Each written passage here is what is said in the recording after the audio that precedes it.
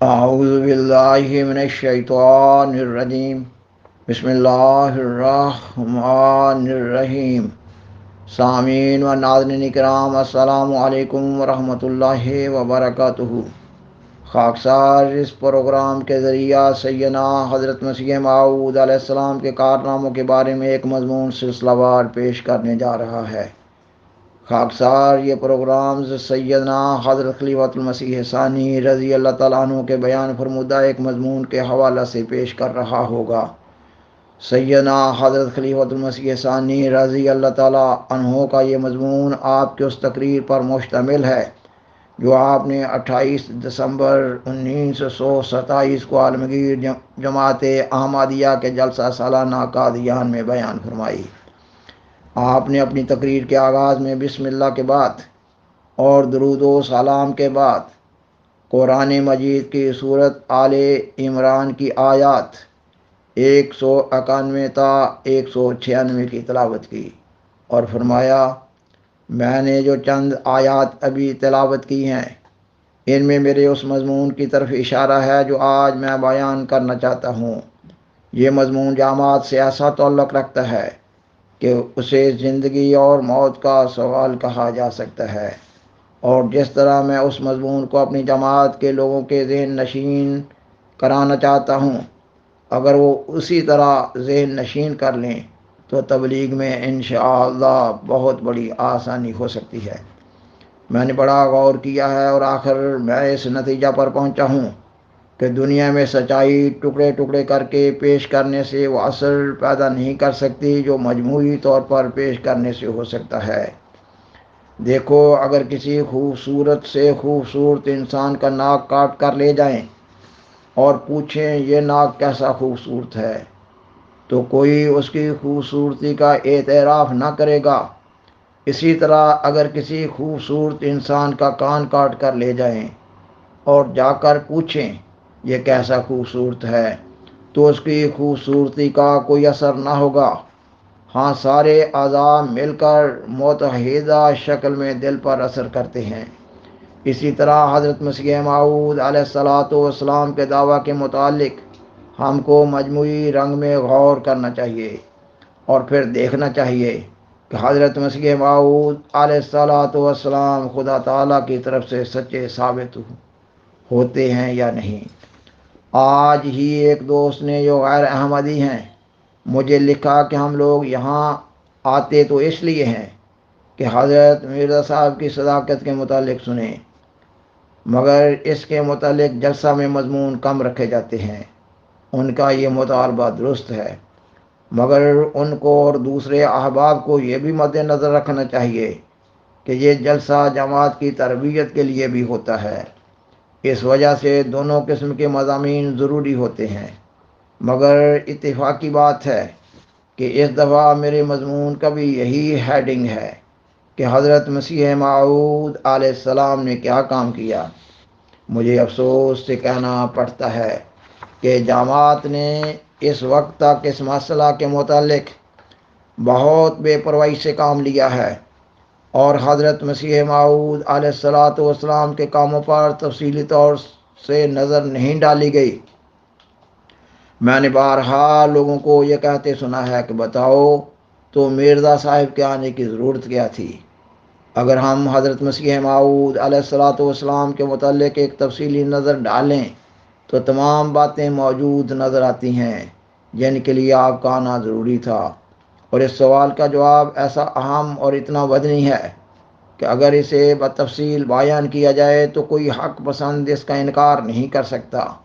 یہ سوال ایسا اہم ہے کہ اس کے سمجھے بغیر کوئی سمجھدار شخص اصلاح کی طرف مائل نہیں ہو سکتا، کیونکہ جب تک کسی کے دل میں حضرت مسیح موعود علیہ الصلوۃ والسلام کے کام کی اہمیت کا نقش نہ جم جائے وہ آپ کی طرف توجہ کیوں کر سکتا ہے۔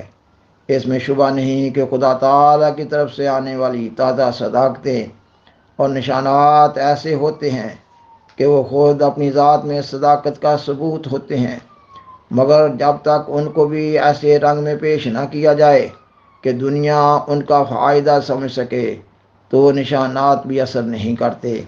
پر اس سوال کا جواب دینا نہایت ضروری ہے یہ سوال جب کیا جاتا ہے کہ حضرت مرزا صاحب نے کیا کام کیا، تو بسا اوقات سوال کرنے والے کا مطلب یہ ہوتا ہے کہ کوئی ٹھوس چیز اس کے ہاتھ میں دے دیں۔ وہ ایسی شہادت چاہتا ہے جیسی کہ صرف مادیات میں مل سکتی ہے، روحانیت میں نہیں۔ یا لوگ اس بات کی کوشش کرتے ہیں کہ وقت سے پہلے نتیجہ نکال لیں۔ وقت بھی آتا نہیں، مگر وہ پوچھتے ہیں کہ کیا نتیجہ نکلا۔ ایسے لوگوں کی وہی مثال ہوتی ہے کہ ایک شخص کہے چونکہ میرے ہاں اولاد نہیں ہے، اس لیے میں اولاد کے لیے دوسری شادی کرتا ہوں، اور جس دن وہ دوسری شادی کرے اس کے دوسرے دن صبح ہی اس کے دوست اس کے ہاں پہنچ جائیں اور السلام علیکم کے بعد پوچھیں اولاد ہوئی یا نہیں۔ وہ کہے ابھی تو نہیں ہوئی، تو وہ کہیں کہ پھر شادی کیوں کی تھی؟ پس کسی کام کے لیے جو وقت مقرر ہے اس سے پہلے نتائج کا مطالبہ کرنا غلطی ہے۔ دراصل اس قسم کا سوال کرنے والوں کو عام طور پر دو غلطیاں لگتی ہیں۔ ایک تو یہ کہ جو سوال کرتے ہیں وہ ٹھوس مادی جواب چاہتے ہیں۔ مثلا کہتے ہیں یہ بتاؤ مسلمانوں کی حکومت کہاں کہاں قائم ہوئی، یا یہ کہ کتنے کافروں کو مارا ہے، کتنی غیر مسلم سلطنتوں کو شکست دی ہے۔ غرض وہ یا تو چاندی سونے کے یا مردوں کے ڈھیر دیکھنا چاہتے ہیں۔ دوسری غلطی یہ لگتی ہے کہ بے موقع نتائج تلاش کرتے ہیں، حالانکہ کسی نبی کے متعلق اس قسم کا سوال ایسا باریک ہوتا ہے کہ اگر اسے پہلے انبیاء پر چسپاں کریں تو انہیں معلوم ہو کہ اس سے باریک سوال اور کوئی نہیں ہو سکتا۔ جو انبیاء شریعت نہیں لائے ان کے متعلق تو خصوصاً یہ نہایت باریک سوال ہے۔ مثلا رسول کریم صلی اللہ علیہ وسلم کے وقت اگر کوئی یہ سوال کرتا کہ آپ نے کیا کیا، تو اس وقت پیش کیا جا سکتا تھا کہ آپ پر اتنی صورتیں اتری ہیں۔ اول تو یہ جواب بھی ایسے لوگوں کے لیے تسلی بخش نہیں ہو سکتا، کیونکہ ایک ہی وقت میں رسول کریم صلی اللہ علیہ وآلہ وسلم پر مکمل شریعت نہ اتری تھی، چند احکام اترے تھے، اور جب تک مکمل شریعت نہ اتری تھی اس وقت تک اسلام کے متعلق بھی یہی کہا جا سکتا تھا، جس طرح آج سکھوں اور بہائیوں کے متعلق کہا جاتا ہے کہ تمہارے پاس تو مکمل شریعت نہیں ہے۔ اس وقت جب کہ اسلام میں ورثہ کے متعلق مکمل احکام نہ اترے تھے، اگر کوئی سوال کرتا کہ اسلام میں ورثہ کے متعلق کیا احکام ہیں تو کوئی جواب نہ دیا جا سکتا تھا۔ پر شریعت بھی در حقیقت تکمیل کے بعد ہی پیش کی جا سکتی ہے، اور نبی کی زندگی میں صرف اس قدر کہا جا سکتا ہے کہ اس نے ایسے مسائل بیان کیے ہیں جو دوسری کتابوں میں نہیں ہیں، مگر یہ نہیں کہا جا سکتا کہ یہ تعلیم کامل ہو گئی ہے، کیونکہ اس وقت تک وہ کامل نہیں ہوئی ہوتی۔ غرض شرعی نبی کے متعلق بھی یہ مشکل پیش آتی ہے، مگر پھر بھی کچھ نہ کچھ احکام جو اس پر نازل ہوئے ہوں پیش کیے جا سکتے ہیں۔ لیکن جو شرعی نبی نہیں ان کے لیے کیا پیش کیا جا سکتا ہے؟ وہ لوگ جو یہ سوال کرتے ہیں کہ حضرت مسیح موعود علیہ الصلاۃ والسلام نے کیا کام کیا کہ آپ کا ماننا ضروری قرار دیا جائے، ان سے ہم کہتے ہیں کہ صرف حضرت مسیح موعود علیہ الصلاۃ والسلام ہی تو معمور اور مرسل نہیں ہیں۔ آپ سے پہلے ہزاروں معمور گزر چکے ہیں جن کا ذکر قرآن میں اور دوسری کتابوں میں موجود ہے۔ 2 درجن کے قریب انبیاء کا ذکر تو قرآن میں بھی آیا ہے، جن میں سے 2-3 کو چھوڑ کر باقی ایسے ہی ہیں، ان پر کوئی شریعت نہ اتری۔